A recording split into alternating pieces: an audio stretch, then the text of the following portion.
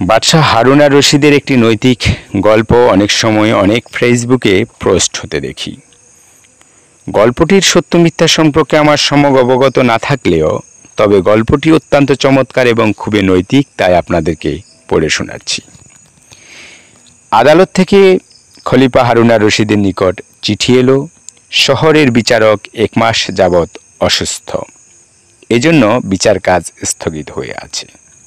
খলিফা যেন দ্রুত বিচারক নিয়োগের ব্যবস্থা করেন।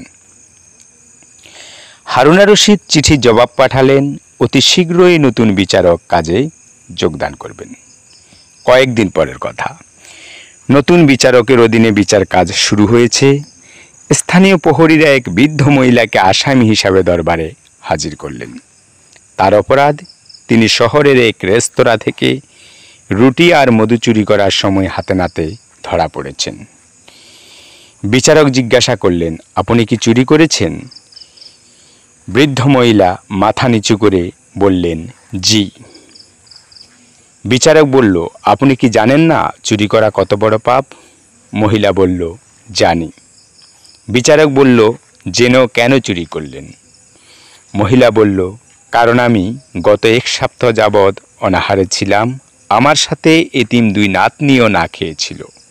আমি ওদের ক্ষুধার্ত চেহারা এবং কান্না সহ্য করতে পারিনি, তাই চুরি করেছি। আমার কাছে এছাড়া আর কোনো উপায় ছিল না। বিচারক এবার পুরো এজলাসে চোখ বুলালেন, এরপর বললেন, কাল যেন নগর প্রধান, খাদ্য গুদাম প্রধান, বিভিন্ন দপ্তরে উচ্চপদস্থ কর্মকর্তা এবং সমাজের গণ্যমান্য ব্যক্তিগণ আদালতে উপস্থিত থাকেন। তখন এই মামলার রায় দেওয়া হবে। পরদিন সকালে সবাই হাজির। বিচারক যথাসময়ে উপস্থিত হলেন। সবার সামনে তিনি রায় ঘোষণা করলেন। বৃদ্ধ মহিলার চুরির অপরাধ সন্ধাতিকভাবে প্রমাণিত হওয়ায় তাকে 1 বছর কারাদণ্ড, 50টি ছাবুক এবং 100 দিনার অর্থদণ্ড প্রদান করা হলো। তবে অকপটে সত্য স্বীকার করার কারণে কারাদণ্ডের সাজা মাফ করা হলো। বিচারক প্রহরীকে ছাবুক আনার নির্দেশ দিয়ে নিচে নেমে ওই বৃদ্ধ মহিলার পাশে দাঁড়ালেন। বিচারক বললেন, যে নগরে একজন ক্ষুধার্ত বৃদ্ধ মহিলা না খেতে পেয়ে ক্ষুধার যন্ত্রণায় চুরি করতে বাধ্য হয়, সেখানে তো সবচেয়ে বড় অপরাধী সেই দেশের খলিফা। আর আমি এসেছি খলিফার প্রতিনিধি হয়ে। আমি যেহেতু তার অধীনে চাকরি করি, তাই 50টি ছাবুকের মধ্যে 20টি আমার হাতে মারা হোক। এটাই হলো বিচারকের আদেশ। আদেশ যেন অবিলম্বে পালন করা হয় এবং বিচারক হিসাবে আমার উপর ছাবুক মারতে যেন কোনো রকম করুণা বা দয়া দেখানো না হয়। বিচারক তার হাত বাড়িয়ে দিলেন। 2 হাতে পরপর 20টি ছাবুক মারা হলো। ছাবুকের আঘাতে বিচারকের হাতের তালু থেকে রক্ত গড়িয়ে পড়ছে। ওই অবস্থায় তিনি পকেট থেকে একটি রুমাল বের করলেন। কেউ একজন তার তালু বাঁধার জন্য এগিয়ে গেলে তিনি হাত উঁচু করে নিষেধ করলেন। এরপর বিচারক বললেন, যে শহরে নগর প্রধান, খাদ্য গুদাম প্রধান ও অন্যান্য সমাজ হিতৈষীরা একজন অভাবগ্রস্ত মহিলার ভরণ পোষণ নিতে ব্যর্থ হয়, সেই শহরে তারা অপরাধী। তাই বাকি 30টি ছাবুক সমানভাবে তাদেরকেও মারা হোক। বিচারকের আদেশ পালন করা হলো।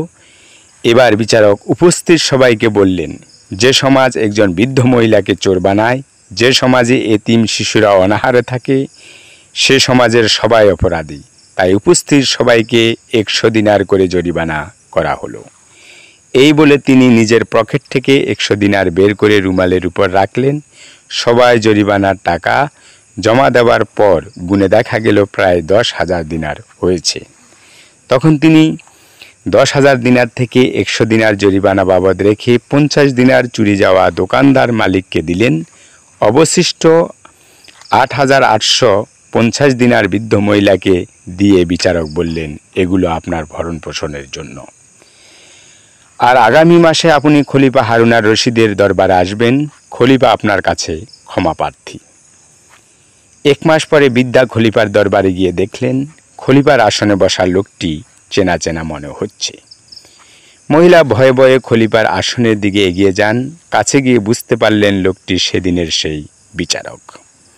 খলিফা চেয়ার থেকে নেমে এসে বললেন, আপনাকেও আপনার এতিম 2 নাতনিকে অনাহারে রাখার জন্য সেদিন বিচারক হিসাবে ক্ষমা চেয়েছিলাম, আর আজ দরবারে ডেকে এনেছি প্রজা অধিকার সমুন্নত করতে না পারায় অধম এই খলিফাকে ক্ষমা করে দেওয়ার জন্য। আপনি দয়া করে আমাকে ক্ষমা করে দিন। প্রিয় বন্ধুগণ, গল্পটি নিয়ে সত্য মিথ্যা নিয়ে বিতর্ক থাকতে পারে, তবে এই ধরনের নৈতিক গল্পগুলো আমি আপনাদেরকে প্রায় সময় পড়ে শোনাবো।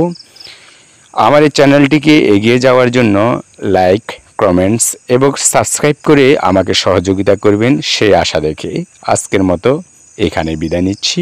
আল্লাহ হাফেজ।